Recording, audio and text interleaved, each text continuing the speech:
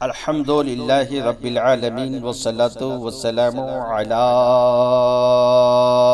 سید المرسلین وعلی آلہ وصحابہ وذریات اہل بیتہ اجمعین، اما بعد فاعوذ باللہ من الشیطان الرجیم، بسم اللہ الرحمن الرحیم۔ ان الدین عند اللہ الاسلام، صدق اللہ العظیم وصدق رسولہ النبی الامین المکین المبین المتین الامین الرؤوف الرحیم الکریم، ونحن على ذلك لمن الشاہدین والشاکرین والحمد للہ رب العالمین۔ عقیدت و محبت کے ساتھ حسن کائنات پر، بہر کائنات پر، جان کائنات پر، مخزن کائنات پر، معلم کائنات پر، آقا کائنات پر جھوم کر درود پاک۔ اللہم صلی علی سیدنا مولانا محمد وعلی آل محمد فی الاولین والآخرین وفی الملاء الاعلی الی یوم الدین۔ معزز سامعین حضرات، کیا ہے اسلام؟ کیا ہے اسلام؟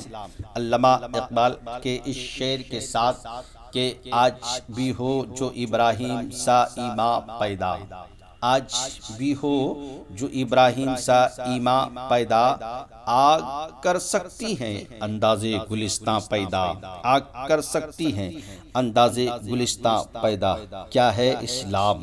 اسلام ایک انقلابی پیغام ہے، اسلام ایک خدائی آواز ہے، اسلام ایک مستحکم ضابطۂ حیات ہے، اسلام ایک انسانی ہدایت و رہنمائی کا روشن چراغ ہے، اسلام گمراہ قوموں کو راہ راست پر لانے کا واحد ذریعہ ہے، اسلام اجڑے ہوئے دیار کو بسانے کا مؤثر علاج ہے، اسلام باعث اعزاز و عظمت ہے، اسلام ایک عالمگیر وحدت ہے، اسلام ایک قانونی فطرت ہے، اسلام امن کامل کی حیات بخش ضمانت ہے، اسلام کشور بدن کا سلطان جانے جہان ہے، اسلام آنکھوں کی ٹھنڈک اور دل کا نور ہے، اسلام بے کسوں کا کس، بے سہاروں کا سہارا ہے، اسلام سینے کی دھڑکن، دل کا درمان ہے، اسلام منشائے مشیت یزدی اور اصول مصطفیٰ ہے، اصول مصطفیٰ ہے، اصول مصطفیٰ ہے اسلام۔ اور یاد رکھنا، اسلام اثار چاہتا ہے، اسلام قربانی چاہتا ہے، اسلام جذبہ شہادت چاہتا ہے، اسلام حضرت ہاجرہ جیسا جگر چاہتا ہے، اسلام حضرت اسماعیل ذبیح اللہ جیسا عشق چاہتا ہے، حضرت ابراہیم ذبیح اللہ جیسا عشق چاہتا ہے اسلام۔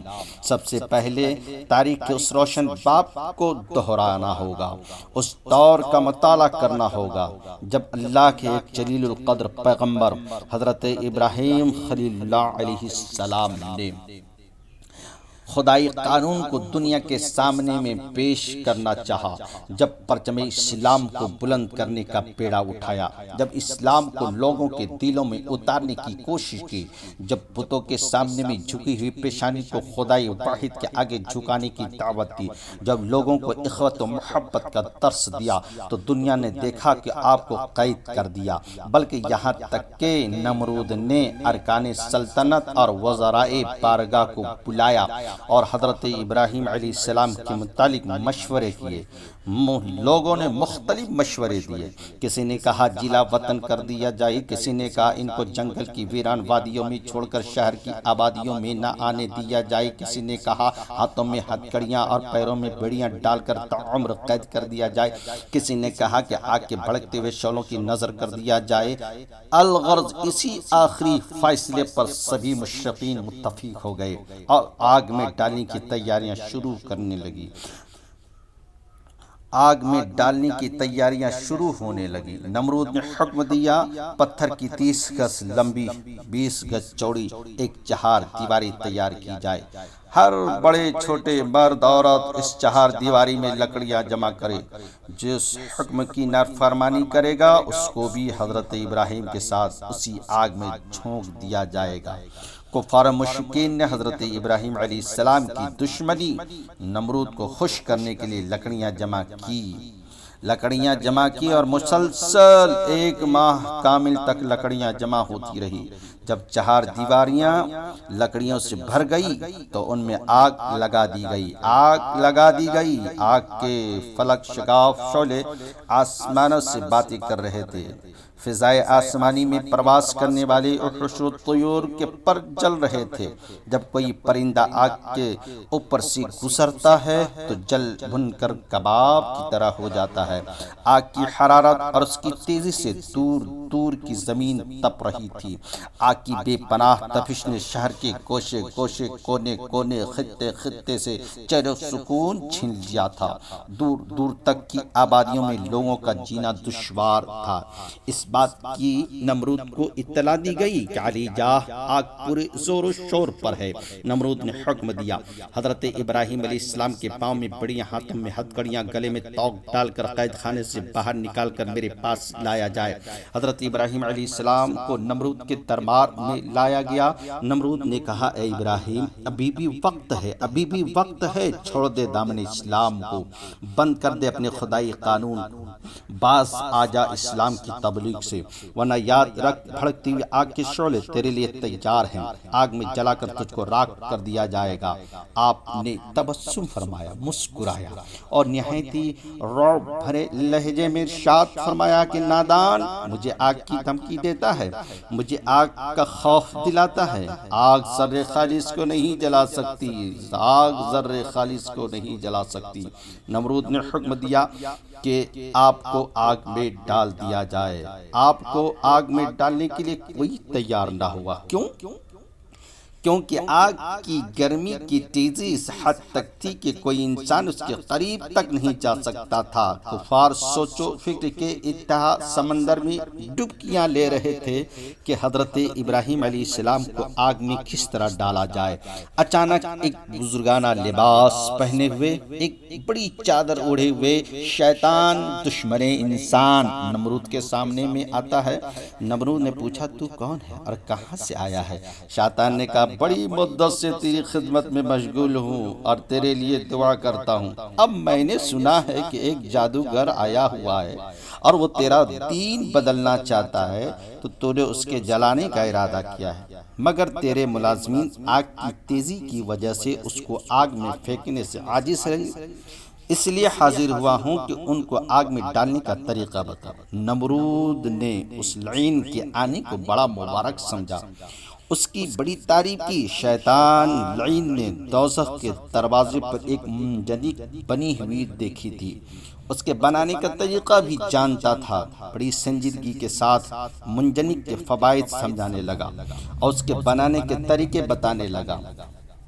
شیطان کے بتانے سے ایک منجنیق تیار کی گئی۔ حضرت ابراہیم علیہ السلام کے پاؤں میں بڑیاں، ہاتھوں میں ہتھکڑیاں اور گلے میں توق ڈال کر منجنیق پر رکھا گیا۔ اللہ اکبر، اللہ اکبر! ایسا روح فرسا منظر جس کا نظارہ پوری کائنات کر رہی ہے، زمین کی وسعتیں دیکھ رہی ہے، سورج کی کرنیں دیکھ رہی ہیں، ستاروں کی گردشیں دیکھ رہی ہے، باد صبا کے سرسری جھونکے دیکھ رہے ہیں، دریا کی موجیں پہاڑوں کی بلندیاں دیکھ رہی ہے، انبیاء کرام کی روحانیت دیکھ رہی ہے، فرشتوں کی معصومیت دیکھ رہی ہے، زمین کا گوشہ گوشہ، آسمان کا ذرہ ذرہ، دریا کا قطرہ قطرہ، پوری کائنات بارگاہ الہی میں گریہ و زاری کر رہی ہے اور زبان حال و قال سے کہیے، مولا، میرے مولا، میرے قریب روئے زمین پر صرف تیرا ایک ہی تو بندہ ہے جو تیری وحدانیت کا اقرار کرتا ہے، تیری بارگاہ میں سربت سجود رہتا ہے،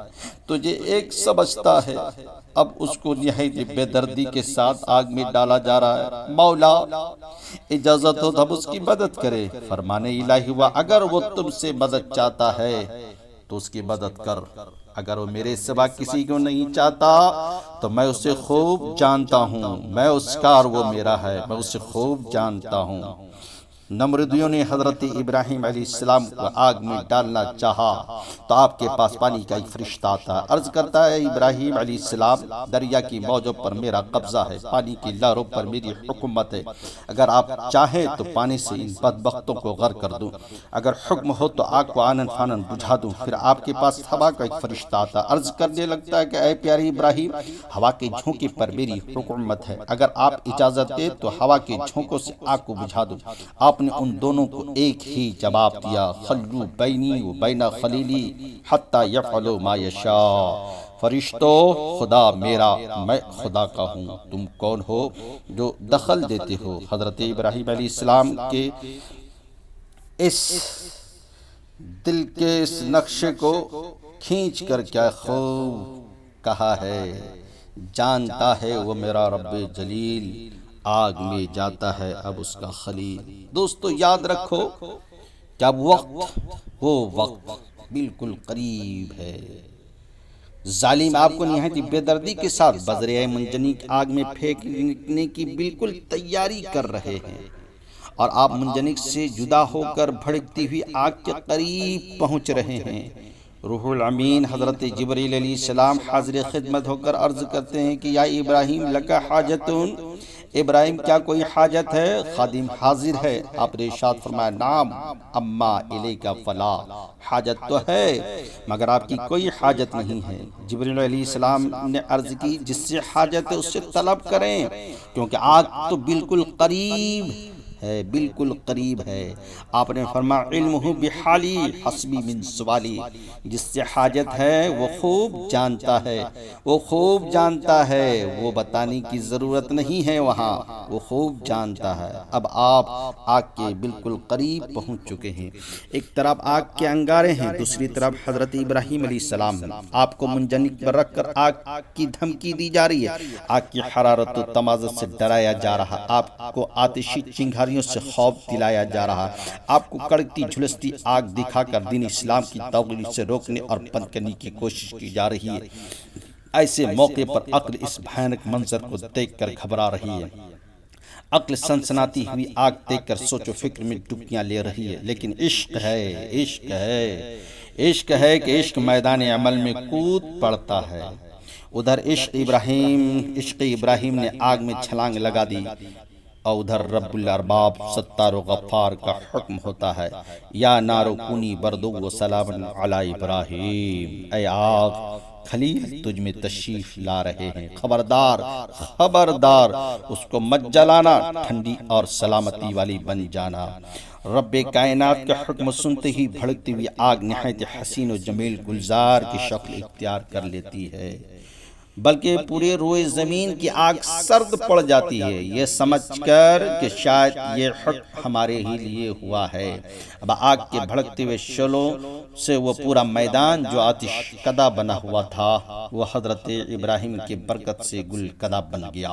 وہ تمام لکڑیاں کچھ ریاحین، کچھ نسرین، کوئی نرگس، کوئی ارغوان بن گئی، ان میں شگوفے اور کلیاں نکل آئی، میوے لگ گئے، پانی کے چشمے جاری ہو گئے، بلبلیں اور قمریاں اپنے اپنے نغمے گانے لگیں۔ حضرت خلیل علیہ السلام کو ریشمی لباس سے آراستہ کر کے تخت بہشتی پر بٹھا دیا گیا۔